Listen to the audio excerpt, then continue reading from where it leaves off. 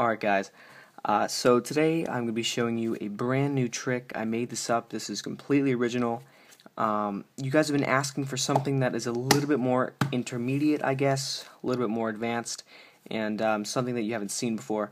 So hopefully this is really going to cut it for you guys. Nobody's ever seen this. I did make this up, and anyways guys, I hope you guys like it, and here it is. So I'm going to go ahead and have you pick a card like usual, and I'm just going to riffle down the side, and then you can tell me when to stop. So go ahead and tell me, okay? Let's say right here. And honestly, it doesn't really matter where you stop me at. The point is that we're going to sign a card here. Let's just go ahead and put Jack here. Maybe make this like no other signature before. Make it really individual, unique. That shouldn't be it. Anyways, so the point is, we take the card you chose. It could have been anyone. And we're going to go ahead and lose it in the middle. So just go ahead and stick it anywhere you like. So right here. And we're going to go ahead and place it right there in the middle. Square up the deck, and I give it a little bit of a shake. And before I reveal something to you guys, I did know which card you're going to pick, and I knew exactly which one it was going to be. I want to prove to you right now. You see, if I spread the deck, you can see there's one card different than all the rest of them. These are all red cards, but there's one blue card in the deck. I'm not going to be using any funny moves here. You can see I can spread the rest of the deck away, leaving one card. And not only is this the only blue card, but it's the one that we happen to sign right here. Right there, your card, the 3 of diamonds. Anyways, I hope you guys like the trick. Don't forget to stick around for the tutorial. Alright, so I really did hope that you guys liked it. That was completely original. That is my own effect, and I'm going to be showing it to you guys right now. And one more thing, if you guys notice, I did make a new intro. If you guys want to give me feedback on that, I don't know if you guys like it or not. I'm going to leave it there either way. I just felt the old one felt kind of boring, so I just felt maybe like a new one would be good. Anyways, guys, here's the tutorial. So what you're going to need is a, unfortunately, I know, unfortunately, this is a gimmick card trick, but all you need is a double-backed red card. Seriously, this is not difficult to make. You just take like maybe 2 jokers, or from an old deck, you just glue these 2 cards. They glue in about maybe about 15 minutes or so. Really worth it. I use this for not a lot of tricks, but the tricks I do use this for, they have really good effects, so it is worth it, guys. The second thing you need is just a blue card, any blue random card you want, and that's pretty much it. And of course a pen or whatever, a marker.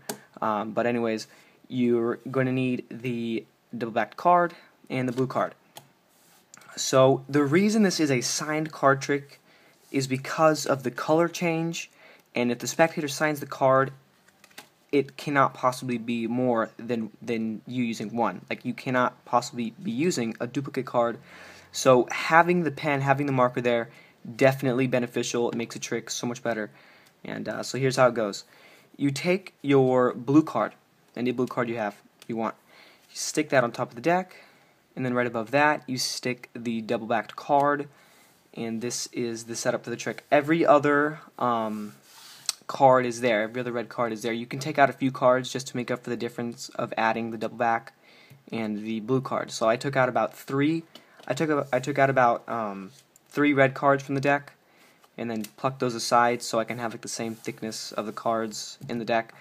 Anyways, this is your setup. Like I said, double-backed card, and you got your random blue card right below it, just like this. And then you can have your marker off to the side or whatever. This doesn't really matter. So what you're going to do is you're going to go up to the spectators, and you're going to tell them that they're going to pick a card, and you're going to go ahead and have them select one. And as you're saying that to the spectators, as you're talking to them or misdirecting them, you can use the same pattern that I did in the performance or make up your own. Completely your call. But as I was talking to you guys, all I did was I swing cut the cards. I kept a pinky break right there, and as I was talking, I took up half the cards from above the break, so here's the break there. I took out about half the cards, put it down, cards from the break, put it down, just acting like I was mixing up the deck, getting it mixed up. You can do some false cuts if you want. That's what I did, just like a false cut, really. Just making sure that you maintain this order. Make sure that you have the double-backed card and the blue card there. So, as I was saying, I was telling you guys, alright, so I'm going to go ahead and have you pick a card from the middle, anywhere you liked, and then I took half the cards from the top. So then I said, okay, so let's go ahead and pick a card. And now, as I said that, I swing cut the cards again, and then I kept a pinky break like this. Oh, and if you don't know how to swing cut cards, it's really simple. I forgot to go over that at the beginning, but basically you hold the cards in middle grip with your thumb at the bottom, 2 fingers at the top, your middle and your index, and then you swing off cards with your index, clamp it over here, and then all you're going to do is put the cards back together, hold a break. So from this position, you tell the spectators, okay, so right now I'm going to go ahead and have you pick a completely random card. I'm going to riffle my thumb down the side, and then tell me where to stop.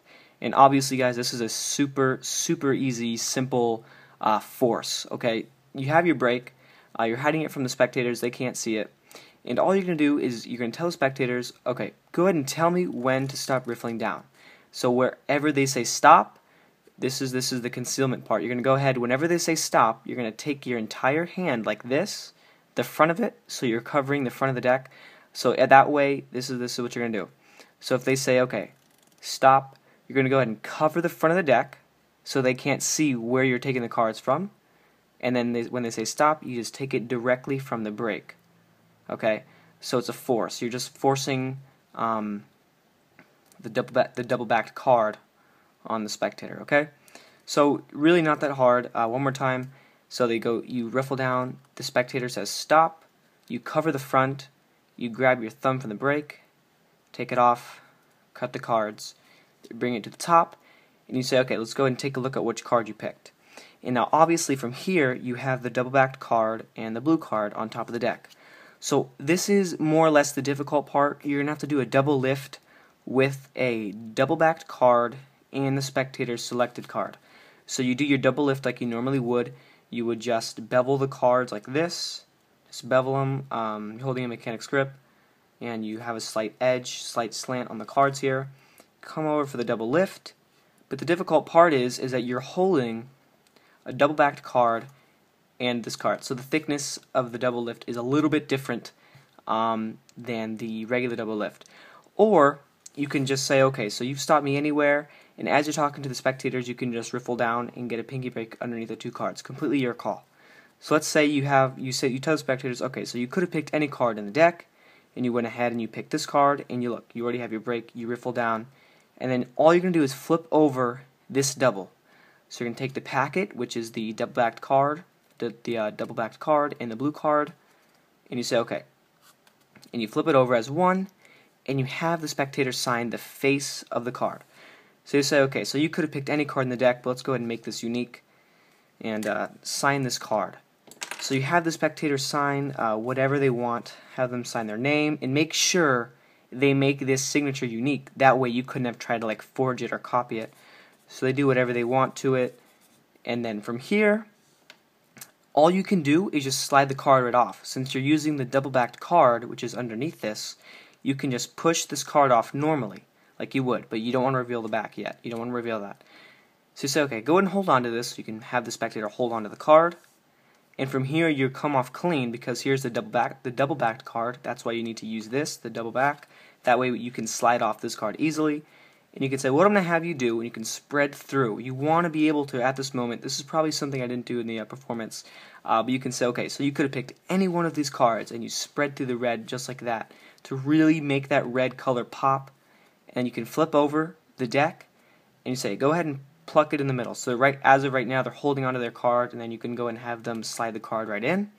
So let's say they slide it in the middle somewhere, and you say, okay, so you could have put it anywhere in the deck.